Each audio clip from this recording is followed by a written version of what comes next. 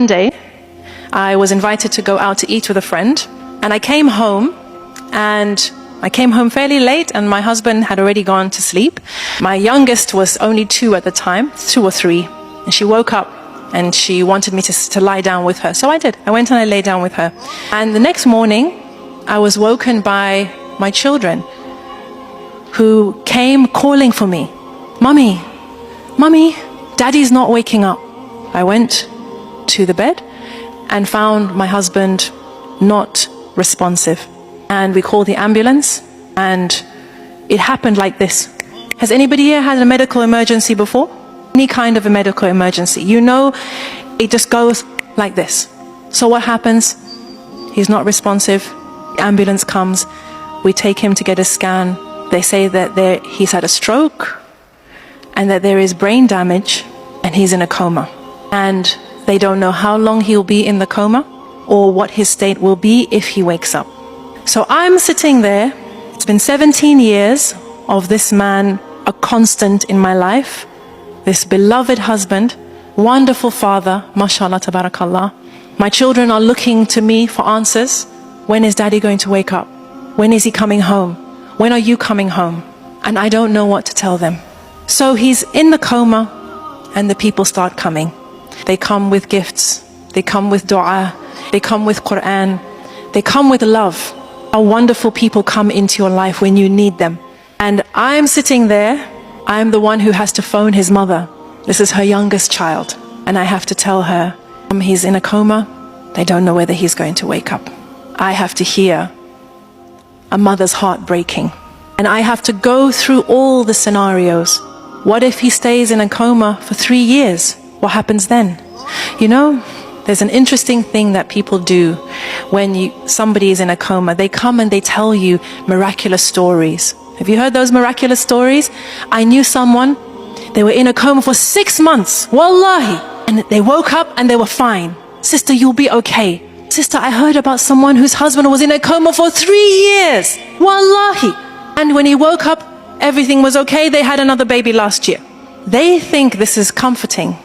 I don't, because I don't know how to navigate my life with my husband in this coma.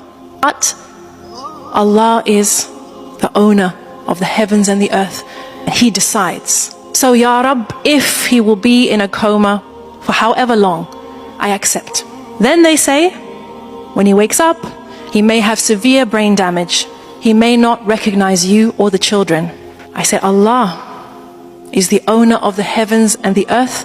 He decides. And if my husband wakes up and he is no longer the man that he was, I accept. And then what if he doesn't come back? Subhanallah, I went through every scenario, which is what you do. You go through every scenario, what could possibly happen. And Allah gives me the chance to accept each scenario. Ya Rab, this is in your hands. Whatever you decide, I accept. So one day, a sister comes with a story for me. And this was a story that did give me comfort. She said, you know, there was a husband and a wife, and they had a child, they had a daughter. And this daughter, from when she was born, she was very ill. And the doctor said she wouldn't survive past 1 year, 2 years, 3 years, 4 years. But the daughter survived.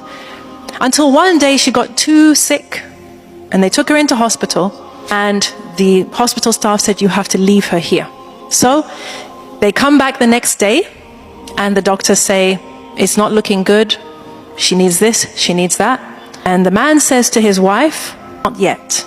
They come back the next day, doctors tell them the prognosis.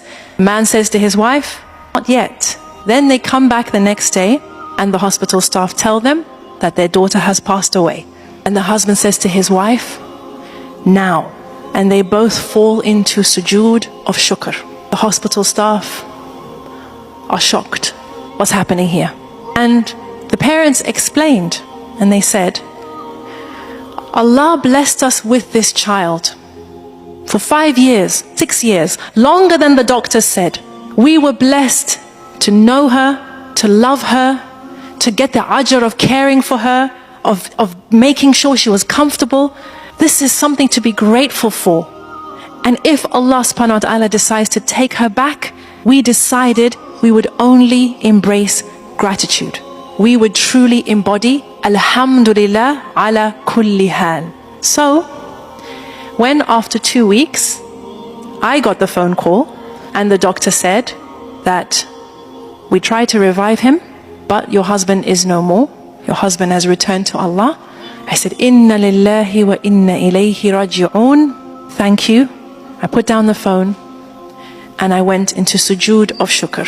Because of the 17 years, because of the 5 children, because of the love and the memories and the solace and the garment that I was blessed with for 17 years was on loan to me.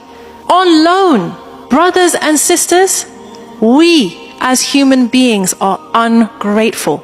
If you go to the bottom of almost all our issues, you'll find ingratitude, taking things for granted, thinking we deserve more.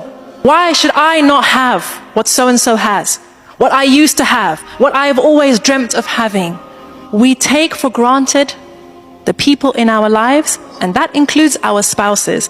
And to be honest, my hunch is that we take for granted our spouse more than everybody else. Who agrees with that?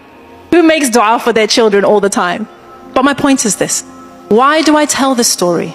Because I want those of you who are married, those of you who inshallah will be married, I want you to wake up. I want you to wake up to the ni'mah that is right there beside you. The fact that another person has agreed to share their life with you, to build a life with you, to tolerate your nonsense, to make excuses for you, to love you in spite of your craziness, this is something to say alhamdulillah for.